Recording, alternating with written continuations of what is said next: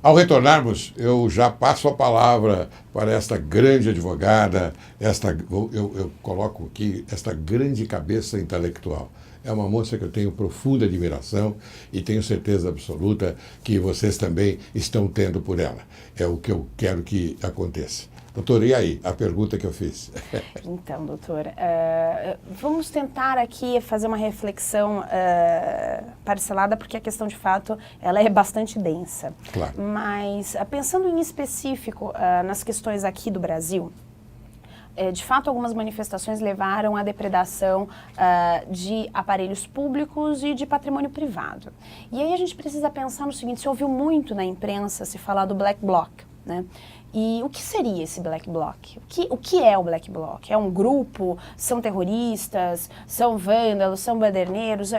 Existe um problema até conceitual em pensar nisso. Primeiro é pensar que o Black Bloc, que se arroga aí a maior parte das ações que são mais violentas, não no sentido de assassinatos, mas no sentido de depredação, destruição de certos símbolos do capitalismo, porque é assim que é chamado por eles. O Black Bloc ele vai nascer junto com o movimento operário autonomista na década de 70 na Itália, mas ainda muito germinal. Na verdade, ele só vai se desenvolver de fato no sentido de manifestações de rua e de reivindicações políticas na Alemanha na década de 80. E como é que isso vai funcionar?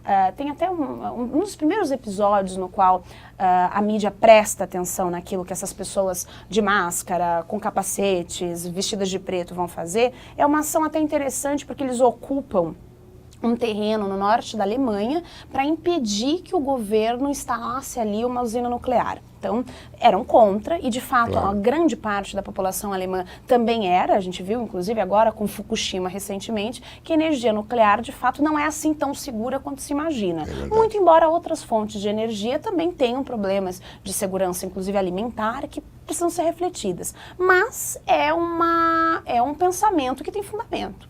E, em tese, parte da população alemã estava junto com o Black Bloc alemão no início.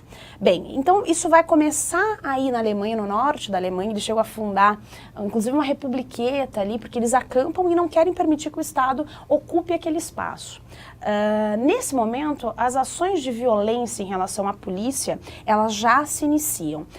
Mas a mídia, inclusive a mídia alemã já faz, inclusive, a alcunha, né, do Black Bloc, mas a gente vai ouvir mesmo falar do Black Bloc em Seattle, né? Ou seja, nas grandes manifestações anticapitalismo, nas grandes manifestações contra a política neoliberal. Aí, de fato, nós temos uma organização. Só que temos mais um problema em fazer essa análise. Por quê?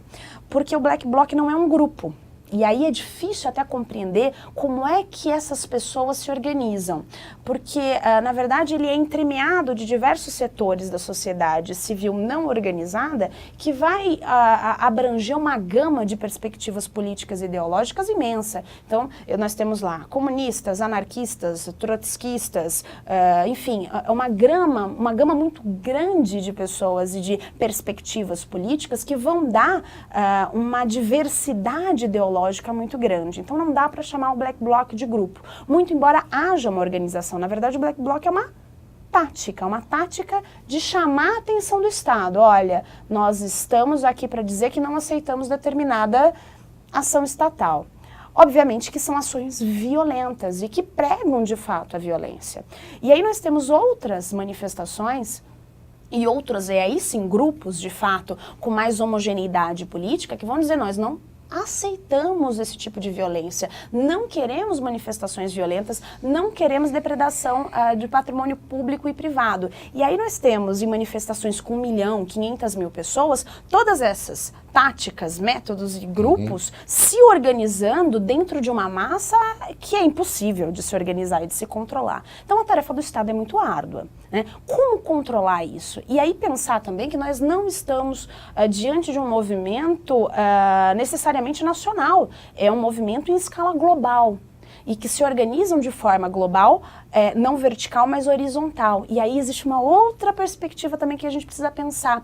Muitos dos integrantes do Black Bloc não aceitam, por exemplo, organizações tradicionais, como as sindicais, partidárias. E aí a gente tem nos dias 13 de junho, 18 de junho e, sobretudo, 20 de junho, essa mistura de elementos que vai, inclusive, causar uma série de manifestações violentas e de grupos no meio da manifestação que não se entendem sobre aquilo que querem impedir do Estado. E aí nós, como sociedade civil, nós perdemos. Porque não existe uma homogeneidade de pauta. Em termos políticos, a gente sabe que sem uma pauta definida e sem um grupo muito bem organizado para demandar aquilo que é prioritário, porque não dá para pedir tudo. Né? Claro, a gente precisa, em termos de política, ter um mínimo de técnica e de tática.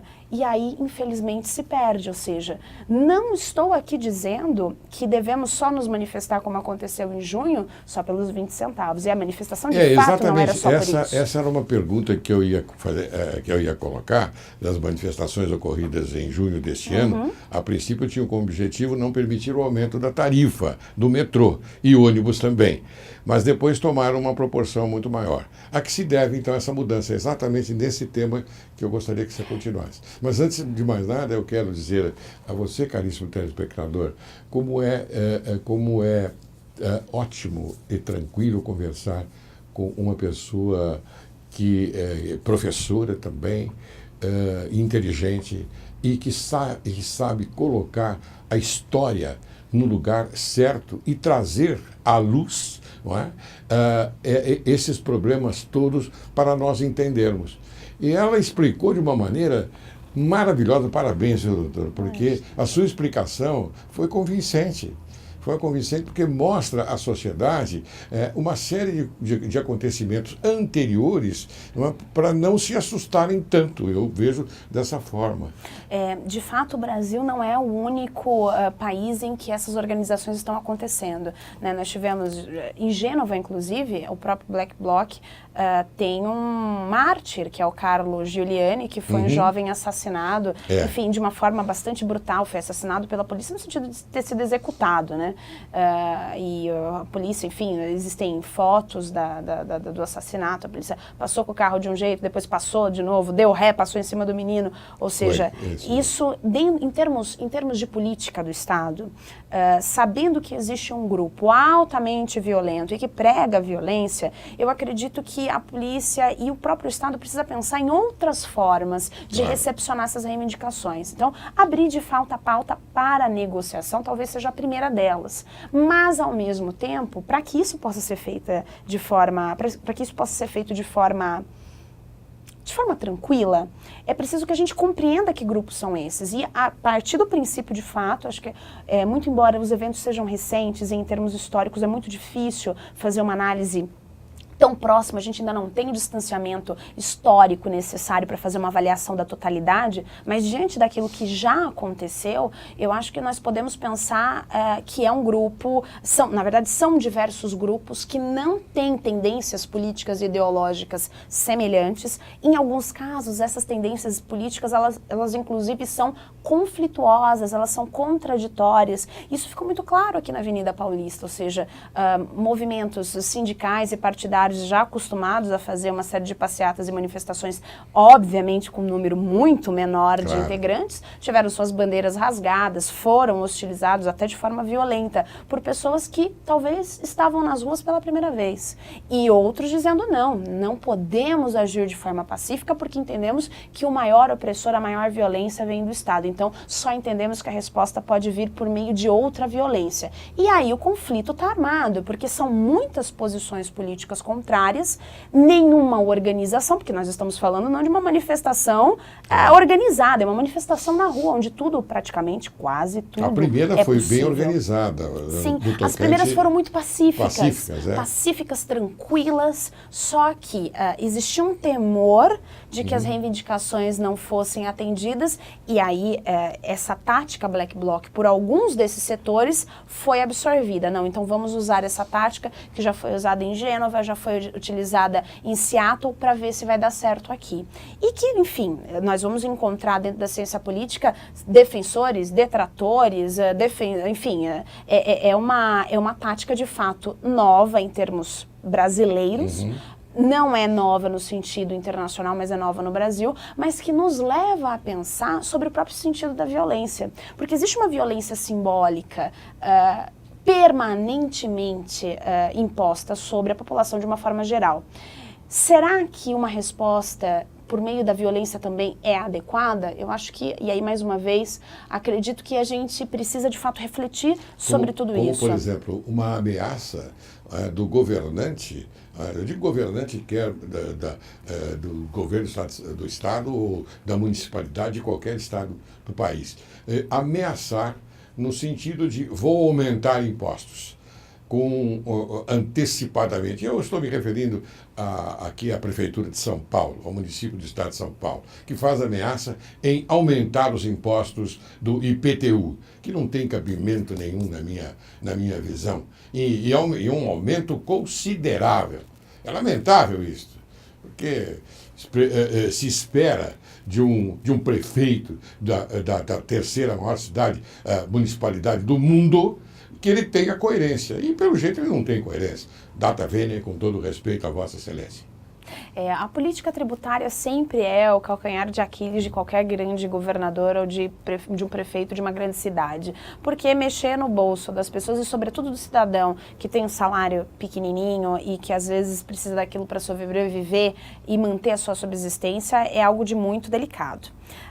Só que dentro dessa gama de reivindicações, existe também a questão da temática neoliberal, né? There's no free lunch. Então, ok, é necessário reduzir, é necessário se manter as tarifas em um determinado patamar, contudo, o Estado precisa arrecadar, isso precisa sair de algum lugar.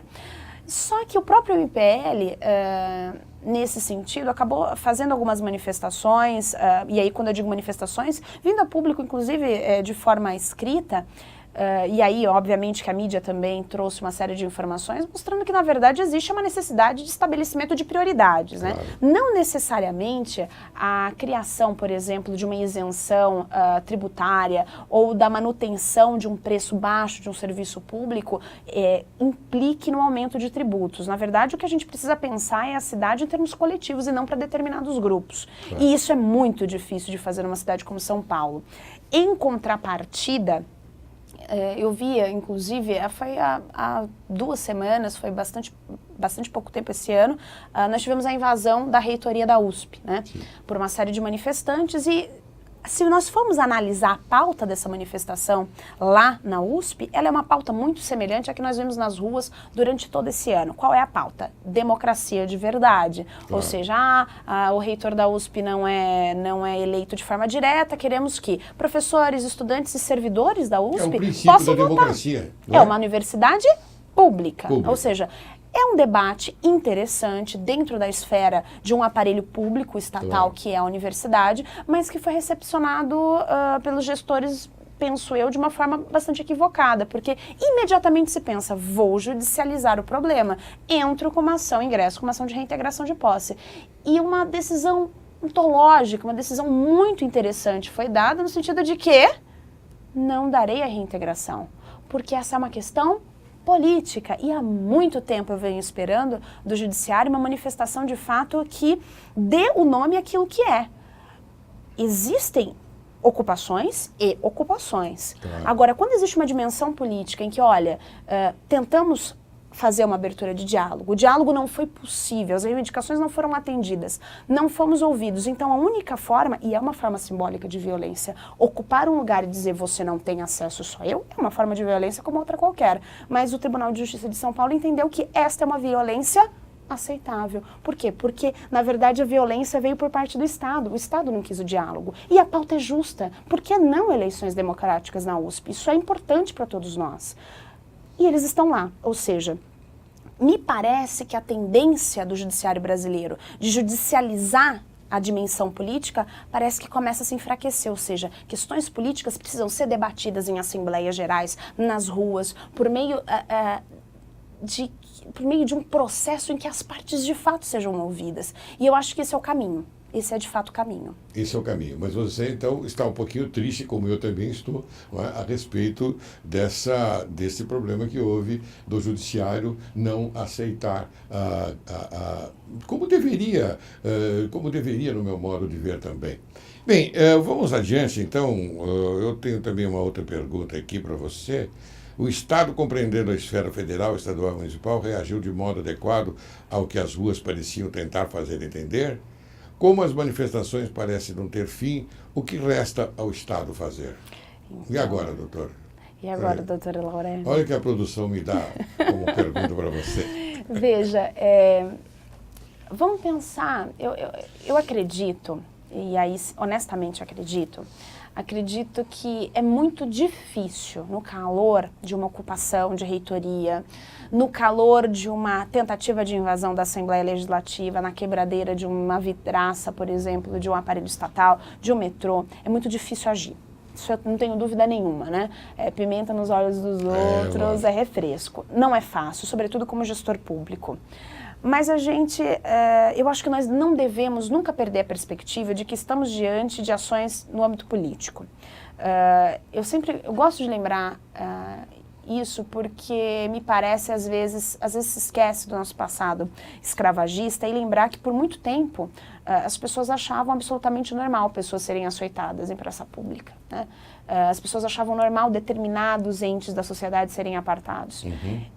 E existem formas violentas de se opor à violência, como existem formas pacíficas de se opor à violência. A inteligência da coisa, o nó nevrálgico da coisa é saber quando utilizar determinada tática e que medida utilizar. Mas o que acontece? O nosso país tem um passado autoritário, ditatorial, opressor, de grande desigualdade social. Então, muitos grupos sociais que viveram, de fato, à margem da pobreza durante muito tempo, agora conseguem pensar em fazer uma reflexão política, porque até então só tinham que e só podiam se preocupar com aquilo que iriam se alimentar no outro dia, ou seja, não havia espaço humano para se refletir outras dimensões. Como nós estamos progressivamente entrando dentro de eu acredito, um tempo um pouco mais feliz, esses determinados grupos se veem agora olhando para o Estado e dizendo, bem, ok, chegamos até aqui, e agora?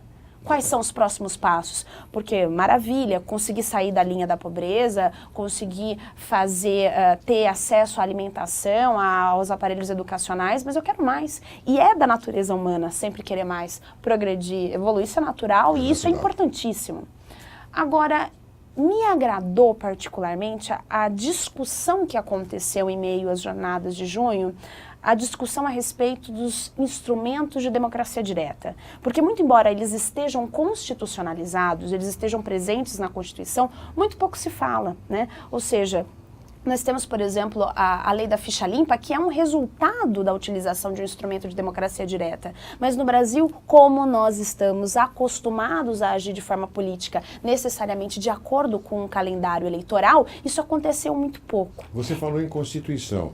E aqui eu tenho uma pergunta também nesse sentido. No Rio de Janeiro, a Assembleia Legislativa aprovou a lei que criminaliza o uso de máscara. Essa lei é constitucional? Então, existe uma grande discussão em torno disso. Eu estou dentro do seu tema, hein? Sim, sim, sim. Eu fico aqui pensando, quando eu vi essa notícia, eu falei, estão imitando o Canadá. Olha aí. Porque, eu não sei se o senhor se lembra, mas numa nossa outra conversa, aqui no programa, eu inclusive mencionei a chamada Primavera do Maple no Canadá. Sim. E assim, falava assim com uma tristeza, falando assim, puxa, no Canadá os estudantes estão se organizando, estão se manifestando, reivindicando educação de qualidade e venceram, inclusive, no Canadá. E a reação do Canadá, porque também houve uma série de manifestações que utilizaram da técnica Black Bloc, o Canadá baixou uma lei em que houve a proibição da utilização de máscaras. E é uma lei extremamente discutida hoje no Canadá, se deve ser mantido ou não. Por quê? E aí, falando especificamente do Brasil, para que nós criemos uma restrição dessa natureza, tecnicamente, nós teríamos que criar uma emenda à Constituição Federal em função daquilo que garante o artigo 5º.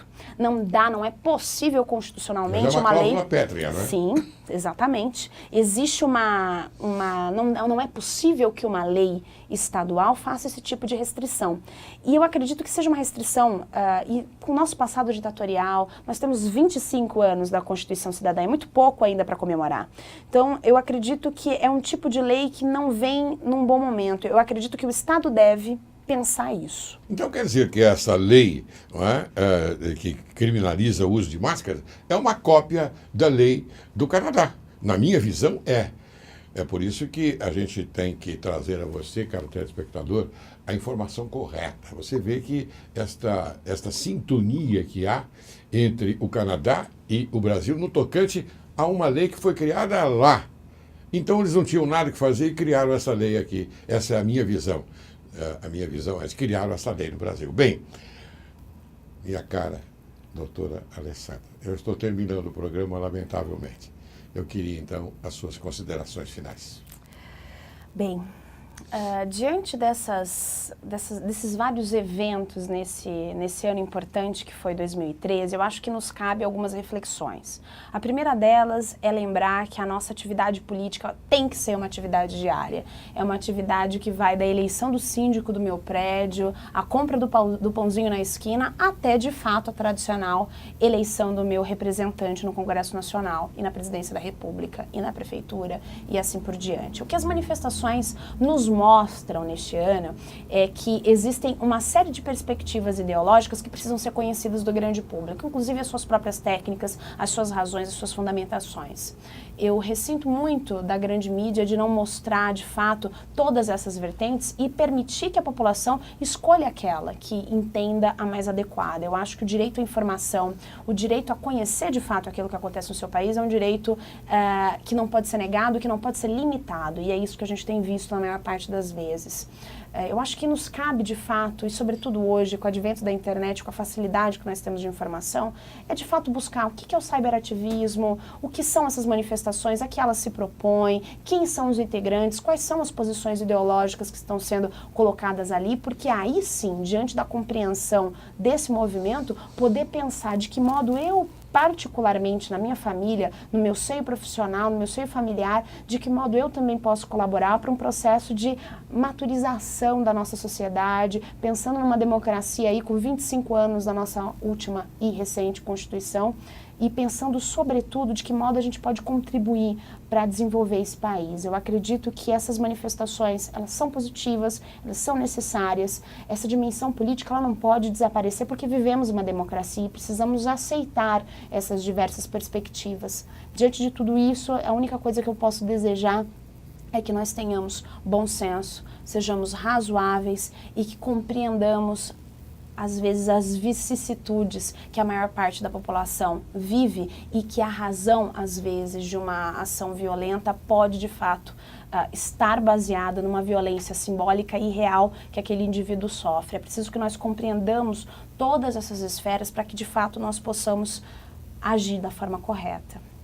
Muito bem, doutora Alessandra. Eu fiquei muito satisfeito com o desenrolar do programa e com as suas considerações finais, informando a sociedade de uma forma bastante coerente, humana e patriótica também.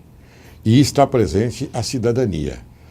Eu agradeço muito a sua presença, fiquei honrado em tê-la aqui e espero contar com mais vezes com esses momentos maravilhosos para informar bem a sociedade. Muito obrigado. Para mim é sempre uma honra, doutor, sempre uma honra. Muito obrigada. Obrigado a você.